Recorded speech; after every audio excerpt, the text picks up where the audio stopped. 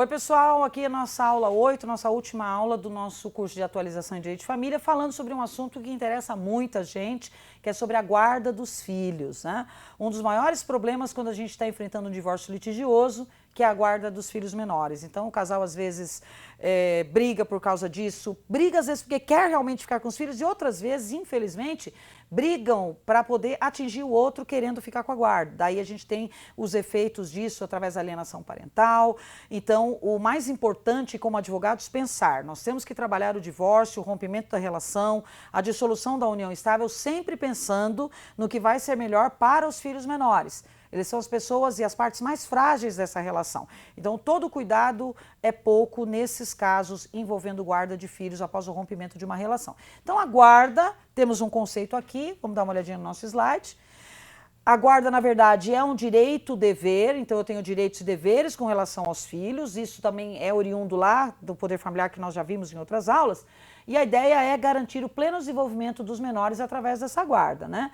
Quando eu tenho o rompimento de uma relação, gente, essa guarda pode ser deferida a ambos os genitores, através da guarda compartilhada, ou pode ser uma guarda unilateral deferida apenas a um dos pais que reúna as melhores condições. Hoje, gente, na atualidade, a preferência pela guarda é a guarda compartilhada, ou seja, é muito melhor que os pais tenham a guarda compartilhada dos filhos, que eles vão compartilhar os direitos e os deveres, vão discutir juntos sobre o destino das crianças, sobre plano médico, sobre escola, sobre vários pontos da vida dessas crianças. Muita gente tem uma ideia errada da guarda compartilhada, imaginando que isso significa compartilhamento de tempo com o pai. Então, tipo, vai ficar 3 dias da semana com o pai, 3 dias com a mãe. Não, não é exatamente isso.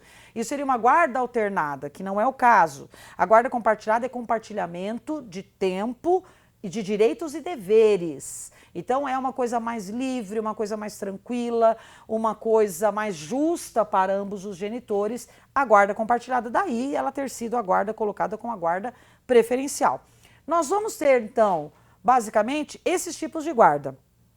A guarda unilateral, quando um dos cônjuges vai exercer a guarda, não vai perder o poder familiar por causa disso. Então, se um guardião tem a guarda unilateral, não quer dizer que o outro vai perder o poder familiar. Não, ele permanece com o poder familiar, mas a guarda é deferida a um dos genitores que naquele momento está com as melhores condições de cuidar da criança. E quando eu falo melhores condições, gente, não é financeiras necessariamente, não, mas sim melhores condições psicológicas, morais e por todo um contexto que pode ser de tempo e uma série de situações que naquele momento é melhor estar com o pai ou com a mãe. A guarda alternada, gente, ela não é muito utilizada no nosso ordenamento e nem é muito recomendada. Por quê? Porque, eu digo, a criança fica uma semana com o pai, uma semana com a mãe, uma semana com o pai, uma semana com a mãe. E aí é muito complicado, né? Então a guarda alternada, ela não é aplicada usualmente pelos juízes, justamente porque a criança pode ter alguma uma confusão, né? Então, para onde eu vou estudar, o que é melhor, fico aqui, fico lá, não sabe direito o que tem que fazer da vida, isso é muito ruim, tá? Então a guarda alternada, ela é aplicada raramente porque ela pode significar um tipo de perda de referências para o menor, mas é uma guarda possível doutrinariamente. E a guarda compartilhada, gente, essa sim, a guarda hoje preferencial, depois da alteração que nós tivemos em 2008, 2008 ela foi destituída. Em 2014 houve uma alteração para colocá-la como guarda preferencial. Então hoje o juiz deve preferencialmente buscar a fixação da guarda compartilhada. Preferencialmente não significa necessariamente. Se o juiz perceber que a guarda compartilhada não é bom para a criança, ele não vai fixar. Então por que nós temos ainda tantas guardas unilaterais ao invés de guardas compartilhadas? Porque o casal vive brigando, não se entende, quebra o maior pau, não tem harmonia. Como que eu vou fixar uma guarda compartilhada, que é compartilhamento de direitos e obrigações, se os dois não conseguem nem dizer bom dia um para o outro sem brigar? Então, isso aí é levado em consideração no momento em que o juiz fixa essa possibilidade. Então, a guarda compartilhada vai permitir uma liberdade maior para ver os filhos, uma liberdade maior para decidir os direitos dos filhos, o que é melhor para essas crianças. Então vai ser discutido entre eles todas as atividades regulares da criança, as atividades e todas as necessidades do filho serão discutidas pelo casal. E isso é super importante e é bem bacana para a criança também se os pais conseguirem manter um bom relacionamento e consiga aí que o juiz fixe a guarda compartilhada sem maiores problemas. Então a ideia é valorizar o relacionamento que estabelece a guarda compartilhada. Esse é o mais adequado, é o ideal realmente no momento do rompimento da relação, tá? Isso tanto faz na união estável quanto no casamento, é sempre preferencial a guarda compartilhada, tá? Então, gente, sendo preferencial a guarda compartilhada, a recomendação para os juízes é que apenas como exceção e realmente não sendo possível, pelo relacionamento de muita animosidade entre os pais, a fixação da guarda unilateral. Então, hoje, a regra é guarda unilateral será exceção, a regra será a guarda compartilhada. E aí eu coloquei uma observação no slide aí para vocês, que não tem sido praticado muito em algumas varas de família, porque os pais não têm uma relação civilizada. Então, embora seja a regra guarda compartilhada, muitos juízes não conseguem fixar porque percebem que entre os pais não há clima para você fixar uma guarda compartilhada, tá? Então, embora seja interessante, ideal, houve alteração pela guarda preferencial em 2014, ainda é um problema para a fixação dessa guarda. A ideia foi de que sempre tentasse valorizar a relação entre pais e filhos e tudo mais, mas às vezes realmente é um campo de batalha a relação desses pais. E aí os filhos ficam no meio desse fogo cruzado, o que não é nada bom e pode gerar a tal da alienação parental, que é uma coisa extremamente grave, né? Então, o que acontece? E por que a guarda compartilhada passou a ser a preferencial? Pela reclamação principalmente dos pais. Pais que eu digo, pais mesmo, né? Não pais no sentido genérico, os pais, os homens. Os pais se sentem desvalorizados, se sentem jogados para escanteio, porque a maioria das guardas era atribuída à mãe, eles querem ter uma participação ativa e com base nisso, então, houve a valorização da guarda compartilhada em detrimento da guarda unilateral. Tá? Então, é uma espécie de guarda que vai permitir uma maior liberdade de relacionamento entre os pais e os seus filhos.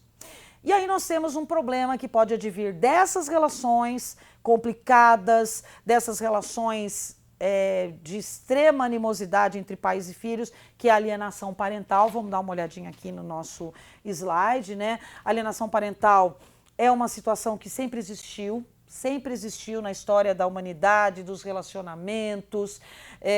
Então, não dá para a gente dizer, nossa, é uma construção do nosso tempo. Não é. A alienação parental existiu desde sempre, onde as mães e os pais falam mal dos seus parceiros para os seus filhos. Então, é o caso da mãe, por exemplo, fala assim, seu pai não vale nada, seu pai é um safado, seu pai é um galinha, o seu pai me trocou por outra, ele não gosta de você. Esse tipo de conduta é a típica conduta de alienação parental. Então, a alienação parental foi reconhecida como um grande problema, como uma espécie de ato que gera uma doença psicológica, que é a síndrome da alienação parental. Essa espécie de doença, de mal, né, de síndrome, é detectada a partir da conduta dos pais, de ambos ou de apenas um deles, de querer criar nos filhos uma espécie de ódio, de desprezo pelo outro parceiro. Então você pretende que o seu filho passe a odiar o pai dele, passe a odiar a mãe dele, por razões pessoais. Então o pai e a mãe, de uma forma que eu reputo, gente, como cruel, resolve usar os filhos para atingir o parceiro. Então a mãe, por exemplo, passa a esconder o filho, o pai liga e fala, quero falar com o meu filho. Ah, ele está numa festinha, não pode falar. Ah, ele está na escola. Ah, ele está dormindo. Ah, não sei o quê. Então começa a evitar que esse contato seja mais estreito, começa a dificultar essa relação e às vezes atitudes mais radicais, até como mudar de endereço e não avisar para onde foi. Isso é um dos casos mais graves de alienação parental. A pessoa some no mundo com o filho e o pai não vê mais a criança, não vê mais o filho e o que é pior, a conduta se caracteriza de forma plena quando a mãe diz, seu pai nos abandonou, ele não te procura porque ele não quer, porque eu falei onde a gente está. E aí a filha, o filho, acredita que o pai realmente o abandonou, que não gosta dele, e isso vai criar na criança um sentimento de desprezo, um sentimento de autoestima baixa, onde ele vai se achar a pior pessoa do mundo, vai achar que é culpa dele do pai não gostar, e isso vai fazer com que essa criança cresça e possa se tornar um sociopata, se tornar uma pessoa com relações difíceis, que não consegue se relacionar com pessoas do outro sexo. Então, os problemas são muito maiores do que as pessoas que praticam alienação parental pensam. Elas não têm noção do mal que estão causando aos filhos realizando esses atos de alienação parental. Então, é muito grave e a gente vai ver aí a forma como se apresenta a alienação parental. Nós temos uma lei específica que fala da alienação parental, que é a 12.318 de 2010. Ela foi promulgada e vem sendo aplicada hoje, explicando o que é alienação parental, como acontece a crueldade perpetrada pelos pais, quais são as condutas que levam a isso, né? A essa alienação parental. E essa conduta pode ser através de abandono, pode ser através de falar mal do outro, pode ser através de a implantação de falsas memórias, onde eu digo para a criança que o pai, lembra que o pai fez isso, o seu pai fez isso mesmo, né? E tentando implantar na criança ideias mentirosas e falsas sobre o parceiro, né? Então, inicialmente, de forma sutil, eu coloquei para vocês aqui no slide, ó, inicialmente começa sutilmente, né? Começa a desmerecer o outro parceiro, falando um pouco das fraquezas dele, desvalorizando as qualidades e ultravalorizando os defeitos, né? Então ele passa a dizer, nossa, seu pai é um babaca mesmo, seu pai é burro mesmo, o seu pai é vagabundo mesmo, seu pai, enfim, valorizando os defeitos e minimizando as qualidades.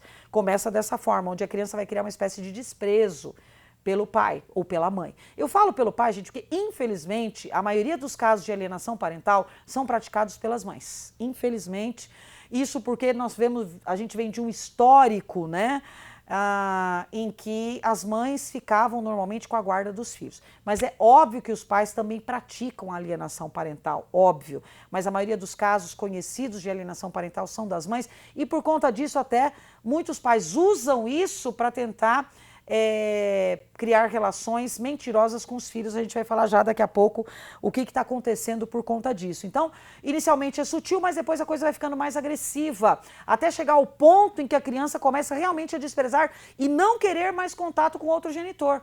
Então ele não quer mais ver o pai, não quer mais sair com o pai, não quer mais falar com o pai. Então isso acaba acontecendo, né? Por isso que eu volto a dizer que as mães, infelizmente, são as maiores alienadoras. Então, embora seja praticado pelos dois, as mães realmente são as maiores alienadoras nessas condições, tá? Obviamente que a alienação parental vai desestabilizar a criança, desestabiliza o filho, prejudica o desenvolvimento dessa criança, o desenvolvimento escolar, o desenvolvimento como pessoa, e vai acontecer de uma forma bastante grave. Muitas vezes os professores na escola já começam a detectar esses problemas e buscam chamar o pai ou a mãe para tentar ver o que está acontecendo. O alienador normalmente nega o fato, fala que não fez nada mesmo, que o pai realmente é alienado, não vem, alienado no sentido figurado, né? Que o pai não comparece porque não quer, porque a mãe dá toda oportunidade e vice-versa também é a mesma coisa falada pelo pai com relação à mãe, né? Então é bem complicado tudo isso, a criança já vive um momento delicado pelo rompimento da relação dos pais, pelo divórcio, pela separação dos pais, então acaba acontecendo ainda a alienação e ela piora muito a sua condição. Muitas crianças, a grande maioria, quando a alienação parental é extremamente grave, tem que passar por terapia durante anos para poder recompor tudo isso, para que elas possam ter uma vida livre, uma vida saudável no futuro.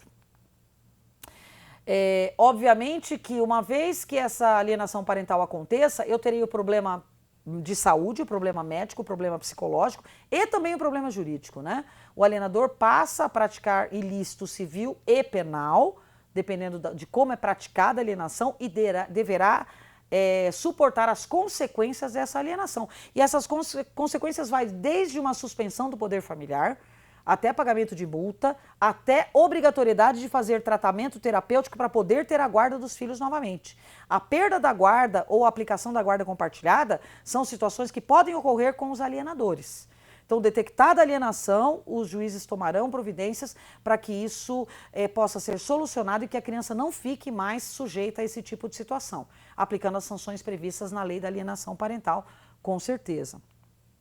As falsas memórias, que eu me reportei agora há pouco para vocês, gente, é uma expressão que foi cunhada pelo criador, não foi criador, né, porque ele não criou, mas pela pessoa que identificou a ocorrência da síndrome da alienação parental, que é o Richard Gardner, né?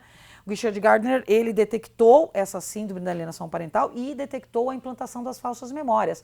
O que são as falsas memórias? O Richard Gardner, ele percebeu, com entrevistas com várias crianças e vários pais, que é facilmente colocado na criança, é muito fácil de você colocar nela lembranças que nunca existiram. Então, de tanto você falar para a criança, ela entende aquilo como verdade. Então, lembra quando seu pai fez isso? Lembra quando sua mãe fez isso? Então, a sua mãe fazia isso, né? E já afirmando. Então, a criança passa a entender aquilo como uma coisa real e cresce com aquilo na cabeça como se aquilo tivesse acontecido. Então, é muito fácil você implantar as falsas memórias na criança. E com essa ideia de implantar as falsas memórias, o alienador vai conseguindo minar o amor do filho pelo pai e minar o relacionamento dos dois. Coisa extremamente grave. Exemplos que a gente pode dar e aí são gravíssimos e podem acontecer. Vou relatar um caso concreto de uma mãe que tinha uma filha de 4 anos que ficava com o pai em fins de semana alternados, né? Ela tinha muito ódio do ex-marido pelo fim do casamento e ela, quando ia dar banho na criança, falava assim: ah, filha, o seu pai também dá banho em você assim, né? Ele limpa a sua pererequinha desse jeito também? Passa a mão assim em você, não passa? E vai falando, e aí a criança colocando, faz, ela passa, insinuando e passando para a criança, que nem tinha noção do que significava, o abuso sexual, né? E aí essa mãe entra com ação para proibir as visitas livres do pai à criança e proibir que a criança durma na casa do pai, dizendo que ele está molestando a criança. E aí, num primeiro momento, percebe-se na fala da criança que havia esse movimento, que a filha dizia que ele dava banho e esfregava assim a pererequinha da criança e tudo mais, e no momento ele foi afastado, mas com a apresentação da defesa do pai e as entrevistas com a criança, percebeu-se que houve a manipulação da mãe. No final, foi improcedente o pedido e a mãe perdeu a guarda da criança, passou a ver a criança apenas com monitoramento do pai e de terceiros e o juiz determinou que ela somente pudesse voltar a ter a guarda compartilhada quando ela fizesse a terapia e demonstrasse que tem condições psicológicas de poder ter de novo a criança sem que haja essa alienação parental. E o pai passou a deter a guarda dessa criança. Então vejam que é uma coisa gravíssima esse fato de você imputar ao pai o comportamento de abuso sexual quando na verdade não acontece. Existe o outro lado também, o pai que realmente abusa da criança e com a justificativa de que a mãe está inventando, pretende continuar mantendo a guarda da criança. Isso é extremamente grave, tá? Então essa prática abusiva vai desrespeitar o direito das crianças e criar uma situação ainda que penal, porque você imputar crime a alguém que não existiu é calúnia. Então também essa repercussão na esfera penal por conta dessa disposição e dessa prática desse ato pelos alienadores, sobretudo, volto a dizer aí, infelizmente pelas mães, né, que acabam realizando esses atos. E existe, gente, acreditem se quiser, né, um projeto do Senado para revogar a lei de alienação parental. Como assim, professora? Para tudo. Sério isso? Sério. Esse texto foi retirado, gente, do site do Senado, tá? O Senado tem um projeto em que pretende revogar a lei da alienação parental. E por quê? A gente se pergunta, uma lei tão importante, né, uma lei que veio para evitar as práticas da alienação parental e querem tirar a lei. Olha lá.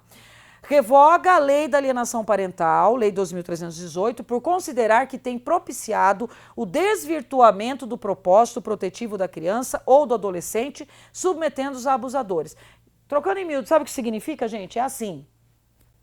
Você chega em casa, sua mulher está transando com o vizinho no sofá. O que você faz? Você vende o sofá. Você vende o sofá, sua mulher não vai mais transar com o seu vizinho no sofá. É isso aqui, basicamente. Sua vaca está com carrapato? Fácil. Mata a vaca que não tem mais carrapato. É mais ou menos isso aqui. Eles estão dizendo, então, que as pessoas utilizam a lei da alienação parental para criar situações de abuso, onde, sob a alegação de que a mãe está inventando aquelas questões a respeito do abuso, o pai acaba ficando com a guarda da criança e ele realmente está sendo um abusador. Agora, gente, isso tem que ser resolvido através de uma lei específica, através da celeridade do judiciário. Acontece que as denúncias de abuso sexual não correm na mesma velocidade que correm os casos civis de alienação parental. Então, muitas mães denunciam os pais por abuso sexual verdadeiros e sob a justificativa de que a mãe está inventando isso para afastá-lo da criança, ou seja, a mãe está sendo uma alienadora, está praticando alienação parental, as crianças acabam ficando sob a guarda do próprio abusador. Agora vejam, então, para justificar isso, eu acabo com uma lei que protege a sanidade das crianças e protege as crianças de falsas alegações que dizem respeito à alienação parental? Então, quer dizer, é uma loucura, né? Então, eu vou simplesmente deixar de proteger a criança para colocar aí uma situação de revogar a alienação parental, porque as mães estão inventando situações, e isso protege a alienação parental, e os casos de abuso verdadeiros acabam sendo entregues às crianças para os abusadores, e a culpa é da lei de alienação parental. O certo seria você criar algum tipo de adendo à lei, criar uma mudança na lei, inserir outros artigos falando a respeito dessas situações.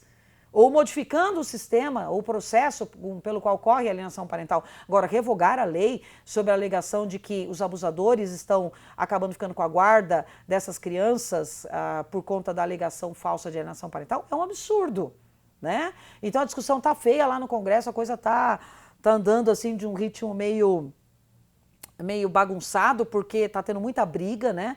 Depois, se vocês tiverem curiosidade, vocês deem uma olhada nas discussões que estão ocorrendo na Comissão de Constituição e Justiça, na Comissão de Direitos Humanos lá do Senado, com relação à revogação dessa lei.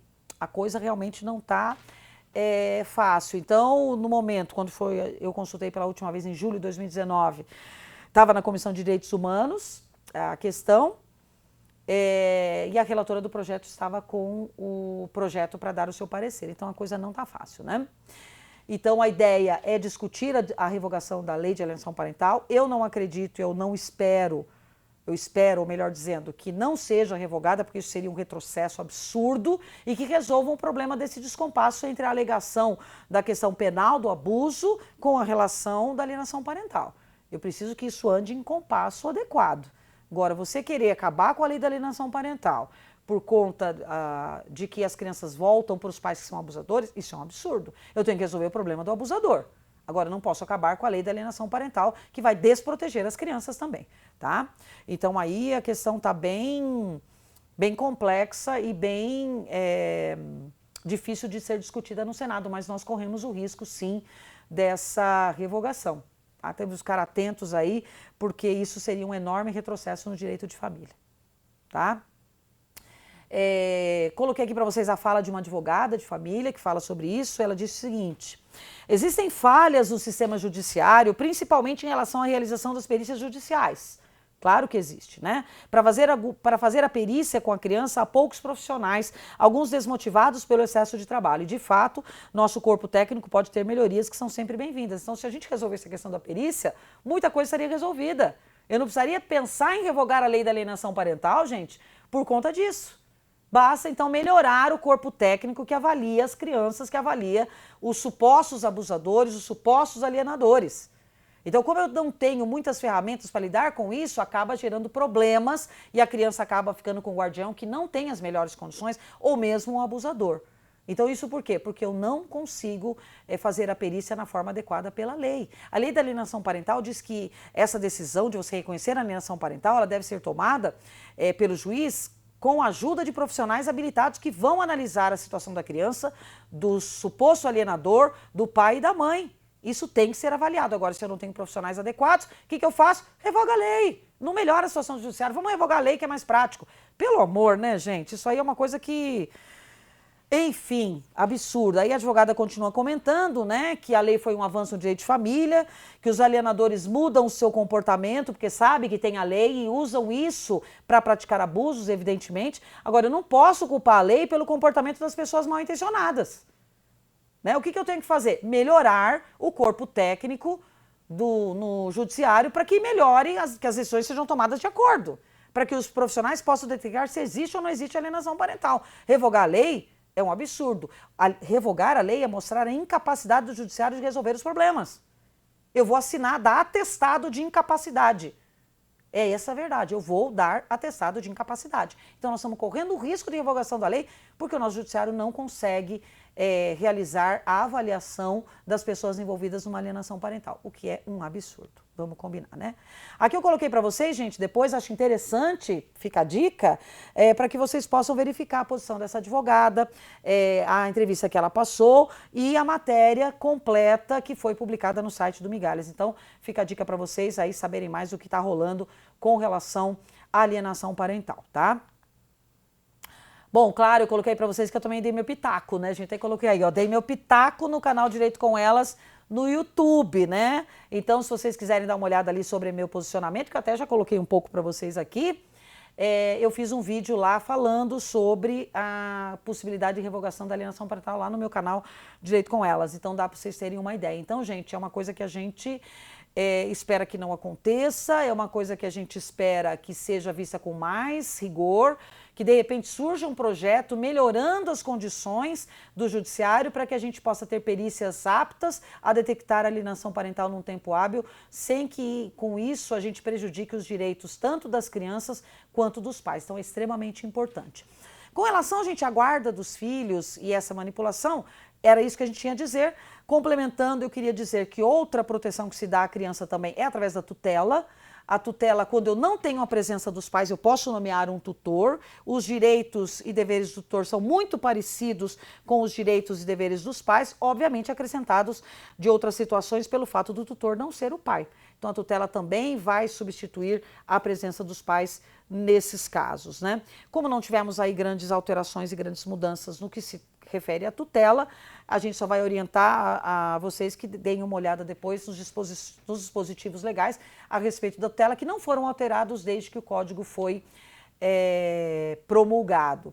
A mudança mais significativa que eu tive com relação ao direito de família, mas ele diz respeito de forma mais ampla às pessoas maiores, é com relação ao Estatuto da Pessoa com Deficiência, que permite que, ao invés de eu praticar a curatela, que é a forma pela qual eu protejo os maiores capazes, hoje eu tenho a possibilidade de permitir que a pessoa que tenha uma incapacidade relativa possa ter mais independência através de um instituto chamado tomada de decisão apoiada, prevista no Código Civil. Então hoje, por exemplo, vou dar um exemplo bem tranquilo, que é uma pessoa que tem a síndrome de Down.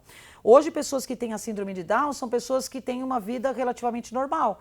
Elas estudam, elas trabalham, elas viajam, elas casam. Então essas pessoas podem ter limitações de vários graus, tudo dependendo de como elas foram atingidas pela síndrome, né? Então, muitas vezes, elas ainda precisam de ajuda. Então, eu posso permitir que elas tenham uma certa independência com essas limitações, mas que elas possam contar com a colaboração de apoiadores. Então, a gente pede em juízo para que o juiz nomeie esses apoiadores. Essa ação seria uma ação para fixar a tomada de decisão apoiada. O juiz nomeia esses apoiadores, que são sempre em dois, e esses apoiadores tomariam a decisão junto com a pessoa que tem essas limitações especiais.